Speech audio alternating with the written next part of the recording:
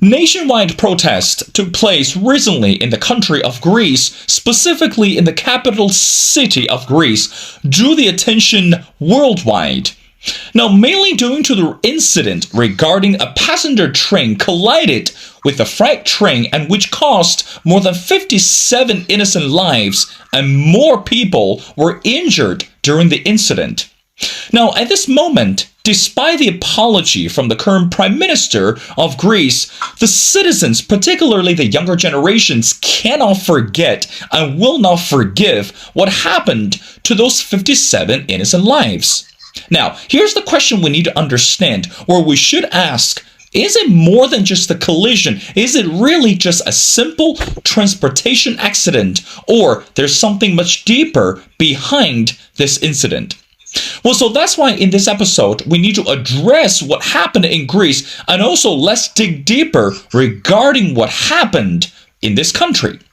Well, ladies and gentlemen, it's my great honor to invite our distinguished speaker. Again, if you follow our show, you should be familiar with Tom Lord, and who is a researcher and writer focused on political violence and armed conflict, and mostly in Europe and the Middle East. And of course, majority of the time that Tom wrote numerous articles focused on Greece, Turkey, and the Balkans. Well, brother, and welcome back to The Missing Piece. Thank you, Will. It's a pleasure to be back on, and it's a pleasure to speak with your audience. Well, Tom, let's get to the question right away. Again, as we mentioned before, recently the protests that took place in the capital city of Greece drew the attention worldwide. At the beginning, everyone thought was very simple, just a transportation accident. Again, going back to the point, is the train collided with each other. But even though the Prime Minister apologized numerous times, but meanwhile, the citizens will not let go what happened. So help us to understand, why is this so important to the country, and what is the message behind the apology from the Prime Minister? So as you said, Will, at the beginning of this month, a passenger train, the national train system in Greece is called Hellenic Train. A passenger train collided head-on with a freight train, killing 57 people, injuring dozens more. It was one of the biggest transportation disasters in the Western world. And the collision itself drew the attention of the world, I think more so than the protests did, because Greece has a very robust protest culture. Greeks are literally in the streets every single day protesting something or other. They have much to protest about. And they have Greece is an interesting country because it doesn't seem like there is any exhaustible end to the mass mobilization in Greece, whether it's farmers protesting agricultural policy in the country, whether it's transit workers calling a general strike. Now, this just happened on Wednesday. It was because of the train collision, but it happens rather frequently because of working conditions and compensation and other things like that. So the Greeks are able to get people out into the streets. It's something they're very good at, and they just have a very broad, robust protest and demonstration culture. Now, not only was the train collision particularly egregious, losing 57 people in such a horrific accident and something so preventable is going to piss a lot of people off. What the Greeks are particularly mad about, the current government under Prime Minister Kyriakos Mitsotakis, is the party New Democracy, Neo Demokratia. They have basically been in power for most of the 21st century. Now, intermittently, you've had a far left radical party called Syriza, the coalition of the radical left. They're like built up of 17 different radical left-wing movements, and PASOK, which is the center-left party that's been in power, but there's discernibly little difference between PASOK and New Democracy to the average Greek in terms of how they've run the country, especially from the financial crisis to the present. So you have this egregious train crash, and Kyriakos Mitsotakis and all of his folks in power and New Democracy and even PASOK, they all, operator on the train line has been charged criminally. Now, I think 2 to 3 other people are also facing criminal charges and long prison sentences for their negligence on the rails. The prime minister comes out and says, "Oh, this could have been preventable. Had these measures been in place, A, B, and C, this was totally preventable."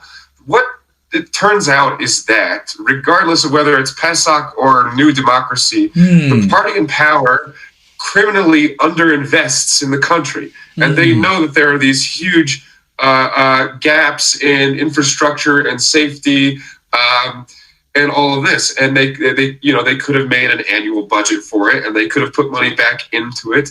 The train operator is not a private company. Like here in the United States, everyone's very pissed off over a derailment in Ohio, East Palestine. Well, there it's the case that it's a private train operator, and the train company was not putting any money into the rails.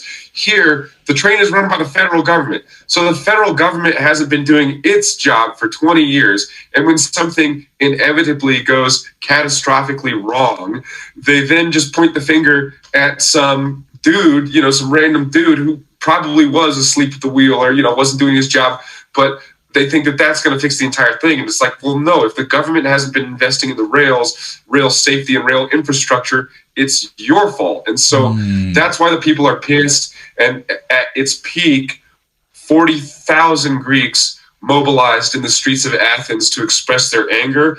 Prior to that, in days prior to that, Greeks have been out on the streets clashing with the standing riot police force called the Matizidis, the MAT, and motorcycle police, and there's tremendous anger in the country. Well, Tom, again, I really appreciate this insights. Of course, based on the social media reports, it's clearly to see, and I agree with you, that we have seen footages one after another that the average citizens got so violent with the police on the street. On one hand, it's understandable that the citizens are trying to use their emotions and drive out their frustrations. But on the other hand, lost this 57 innocent lives. It cannot be forgiven that easily. But I want to go back to the article and read something to you directly from the Prime Minister, and I quote, "As the Prime Minister, I owe everyone, but above all to the relatives of the victims, a big story, both personally, in the name of all those who ruled the country for years." But help us to understand, again, when we talk about democracy, when we talk about such incident, it's not just a random transportation accident. So from your perspective, how much do you think the citizens are going to buy into the words from the Prime Minister? And also, how much does it hurt the credibility of the Prime Minister because of what happened to this train collision? That's a wonderful question. Greece has elections coming up in April of this year, and the election environment for Kyriakos Mitsotakis and his New Democracy Party is going to be incredibly precarious. It's highly unlikely that New Democracy, given the way that they've governed the country since their mandate, is going to win an outright victory in the 300-seat parliament. It's more likely that they're going to have to build a coalition of some kind. Now, that could go a few different ways. And if New Democracy does well, maybe it'll be a New Democracy PASOK coalition, center left, center right, something like that.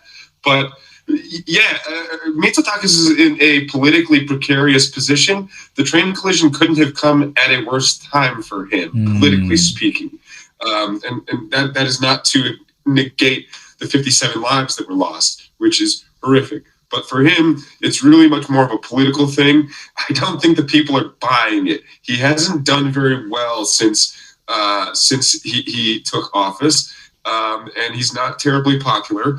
And there are a number of issues upon which this has mounted. So what you saw before the general strike on Wednesday, in which 40,000 people were amassed in the streets, what you saw was very dramatic footage of Molotov cocktails exploding, the police, throwing crowd control munitions and tear gas into crowds, and angry young folks, mostly dressed up in black, clashing with the police, and then the motorcycle police attacking various demonstrations. Now, the train collision is uniquely horrific. It's in very modern Greek history. It's one of like the worst things anyone can remember. And I'm talking in the last 10 or so years. Greece has gone through quite a bit of trauma, but it's mounted on the back of other issues. So I mentioned that Greece already has naturally quite a large mass mobilization.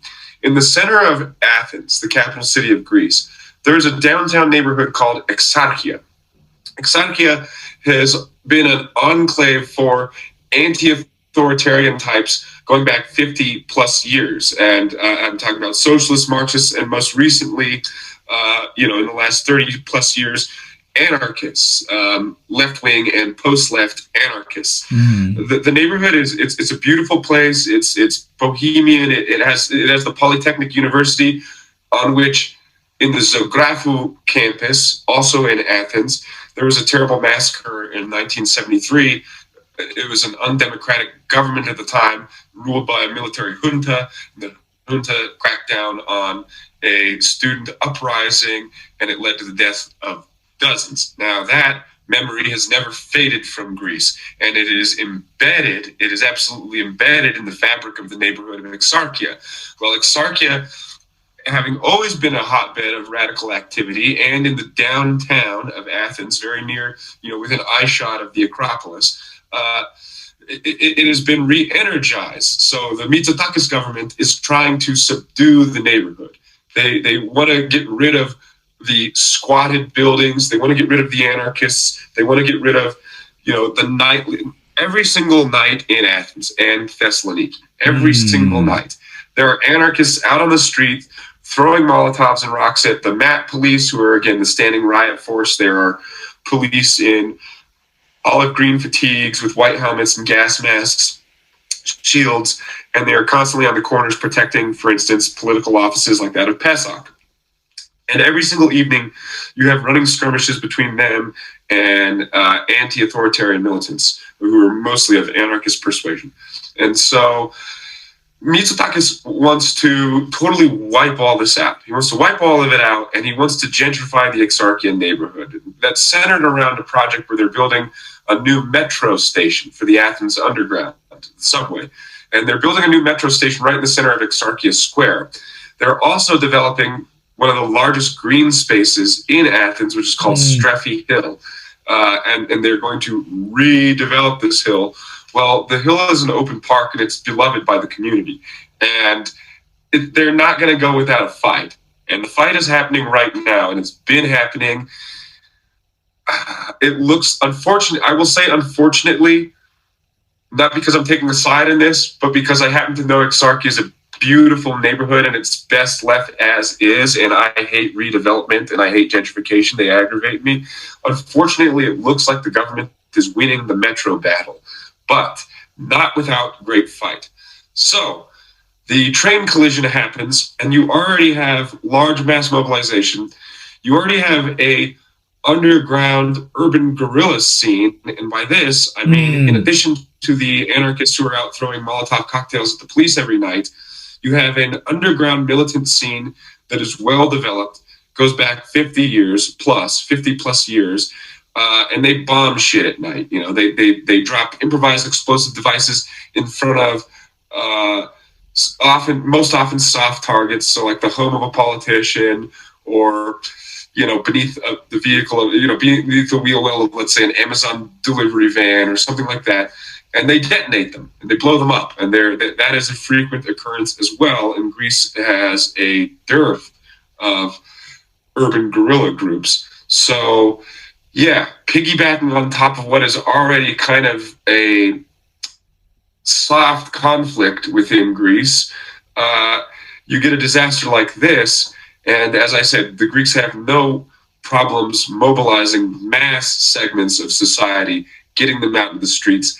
And they have a lot to be pissed off about. I mean, several years after the end of the financial crisis, unemployment is still sky high in Greece. Wages are down, cost of living is up, and there's incredible corruption and mismanagement within the government. Well, Tom, again, as we mentioned before, when we talk about the country of Greece, first of all, it's universally understood that this country is famous for its tourism. As a matter of fact, tourism industry it's seen as one of the motivations to boost the local economy. But I want to go back to this real system. Again, according to the latest number, that Greece real system consistently ranks among the continent's most dangerous despite receiving, here's the number, $700 million in modernizing money from the European Union over the past decades. You know, it's interesting that when we look at this significant number, again, brother, $700 million, that's not a small piece of cake.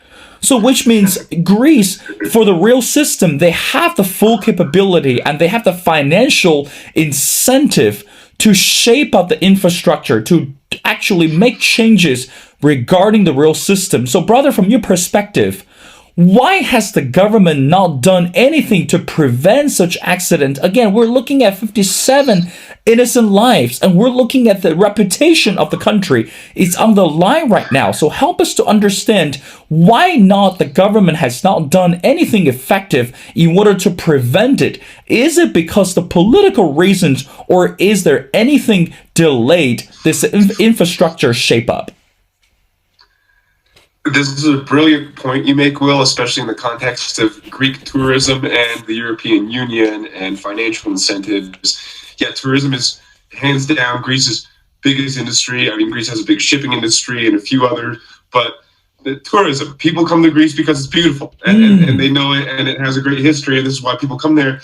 It's particularly jarring that the national railways are in the shape that they're in and that they are so dangerous. People, for instance, don't very often take the Athens line north up Attica through Larissa and into Macedonia and into Thessaloniki.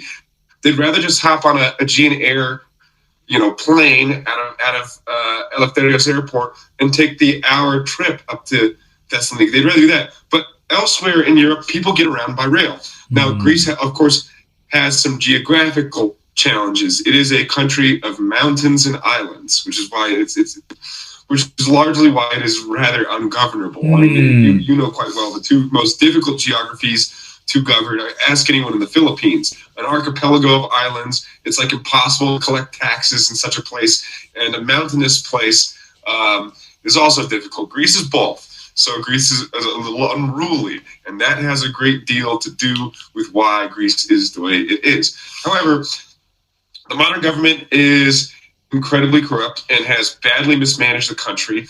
You have a vastly swollen public sector that is way too many public employees, some of whom have not shown up for a day of work in 30 years and are still collecting a salary. It's a symbolic job. Now, the Greek government did quite a bit to fix that and clean it up after the major financial crisis. This is 2009 through 2012, 2013, when things were really bad. The government did quite a bit to clean all of that up, but not enough. And the rail disaster is just indicative of it. Like, anyone who's ever been to Greece outside of a purely tourist capacity, if you've just been there to go see Santorini and you enjoyed the islands and had a great time, well, then you only saw the resort side of it. But anyone who's gotten into the fabric of modern Greece realizes it, as lovely as it is, as beautiful as it is, and as awesome and incredible and amazing as the people are, it's a rickety ass country. It's mismanaged, man. It's like everything's falling apart. The whole goddamn thing is falling apart. It's all held together with duct tape. You have countless buildings, beautiful, historic, architecturally significant buildings in Athens, which are covered in scaffolding and nets and shit. And you'll ask a local Greek, is the government or is a private owner renovating that building? And the local will say, no, all that shit is just there to keep it from falling apart. It's literally crumbling, and the government doesn't have any money to fill it. So they're just sticking their thumb in the dike, right? And keeping the leak from from creating a much larger fissure, in the edifice. That's Greece, and it's sad because it is such a beautiful place, but yeah, the country's kind of falling apart, and the government wastes its time on cosmetic programs and initiatives such as the Exarchia metro station, which is, by the way, totally unnecessary. Exarchia is within walking distance from the Ammonia Square metro station, so it's punitive. They're cracking down on the far left and the post left, and it's cosmetic. And rather than fix the real serious issues, which require a deep, drilling down into some real serious problems, the government would rather just throw up some plaster and a new coat of paint and say, "Hey, look what we did! Vote for us again." And that's what you have going on in Greece. Well, again, brother, I want to continue to follow up with the Prime Minister's reaction as soon as this accident took place. Again, this is another soundbite, and I want to get your reaction on this. And I quote, this is what the words from the Prime Minister, he said, "We have told every government about these issues, but we have not found open ears. Thus, we came to this tragic accident, and I don't want tears and blood on the tracks." Again, Tom, as you mentioned before, Greece is going to hold up another election very soon. Now, help us to understand, despite the fact that 400,000 people are protesting on the streets on a daily basis, but meanwhile, if there's an opportunity to reshape the government, or if there's an opportunity to pick another leader for the country, what are some of the specific criteria or topics that seem more attractive to the voters in Greece today? And believe me, it's not just about economy. I think at this moment, we need to look beyond the issue or beyond the economy. We need to look for something else so that the country will be restored back in good shape. What do you think, brother? I'm not adroit enough of a political analyst to say which direction the elections are going to go in April. What's interesting is that after the center left and the center right kind of bungled the financial crisis, Greece elected a far left radical party that is Syriza, Synaspismos Rizospastikas Aristaras, the coalition of the radical left. Synaspismos, the coalition of the radical left. They're led by a man named Alexis Tsipras, who still punches way above his weight politically. He is a very influential and powerful guy. Doesn't seem that Greece really took to Syriza's 4 or 5 year mandate, though. They had their shot, and then Greece swung back the opposite direction. They went to the center right, and even the far right. So I'm not sure how this will all bode for Mitsotakis, but he personally is not very popular, and his party hasn't done a very good job. They haven't made any significant gains for Greek people since they've been given their mandate. You mentioned, this is fascinating, you mentioned the 700 million USD that Greece has recently been injected with from Brussels, the European Union. Greece is woefully dependent on foreign credit and foreign direct investment. They are absolutely dependent upon it. They're absolutely dependent upon it. And they've had a couple of rough years agriculturally. Tourism has been really battered by the COVID-19 pandemic. There's a variety of issues going on, and Greece has a hard time standing up on its own 2 feet. So politically, the train collision, how this is going to affect things, it's probably going to bode very badly for New Democracy, but it would have been bad for whatever party is in power. This is a long-running issue, and it really strikes, it goes to the very heart of what is wrong within Greek society politically and how mismanaged the country is. And it's badly mismanaged. And I don't know if I satisfactorily answered your question. I apologize. No, indeed, brother. Again, I want to wrap up our conversation by going back to the word called new democracy. And again, we were looking at the word or look at the concept of democracy. The entire world is standing at the crossroads. Everyone is paying attention to the war in Ukraine. On social media, everyone is also talking about this possible new Cold War between China and the US. Of course, that more countries are gearing up for election. For example, again, we're looking at this upcoming election in Greece and also in Turkey. But again, brother, you are the expert when we talk about this armed conflict and when we look at the war in the practical sense. So again, help us to understand, since this country of Greece is gearing up for another election, and also this country is devastated by the economic jeopardy, how much do you think, going back to the point, what happened to this train collision could actually hurt the reputation of the country? And also, how could other countries learn from what happened to Greece? Again, we look at this incident. 57 innocent lives were lost in this train collision. What is the world learning today when we look at such transportation accident like what happened in Greece? I love this. Like, Americans are so dorky and we're so bad at history. There's this myth, and Americans say, Greece should be such a robust democracy because that's where democracy comes from, right? Ancient Greece. Well, yes, dummies, but Greece, modern Greece, is a very young democracy. Greece as a country has lived under totalitarian authority through the Byzantines, through the Ottoman Empire. They fought a revolution. It was incredibly bloody and it was ethnically motivated largely.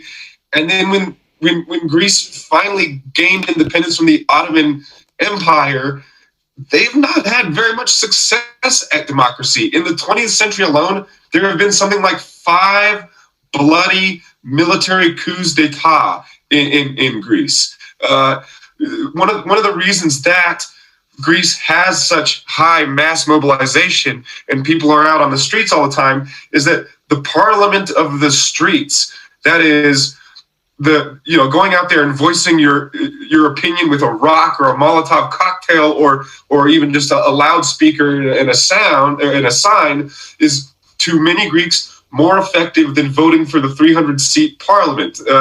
They see their government as clownish. Many Greeks see their government as ineffective, clownish, and corrupt, and they're not wrong about that. So democracy is terribly imperfect in Greece. As to how the train collision will affect Greece's reputation, especially among other Western democracies, it will not. It simply already adds to it. Nobody who's been watching Greece for the last 20 years was surprised by the train collision. They were just saddened by it. It's a tragedy. It's awful that 57 people died. It sucks, but no one who's been watching Greece should be surprised by such a thing, which is sad. I mean, Greece has ferries sink in the middle of the Aegean, and other catastrophes and shit like this because, like I said, the country is, and this is coming from a person who loves Greece unequivocally and next to the United States more than any other country in this world. I love it.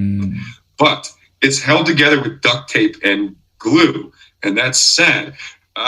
The elections coming up are going to be really fascinating. And if you look just over the Eastern Mediterranean, there's another very important country that has elections coming up, which is Turkey.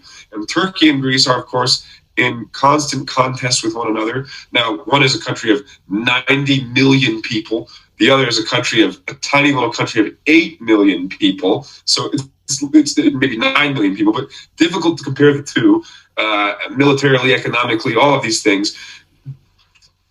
Greece and Turkey are currently locked in a cold conflict, and it could get hot very soon, actually. The Turks fly F-16 multi-role, jets over Greek islands every single day. They fly Bayraktar TB2 drones, unmanned aerial vehicles over Greek airspace. They constantly violate Greek airspace. The two countries have naval, incursions and Coast Guard duels with one another.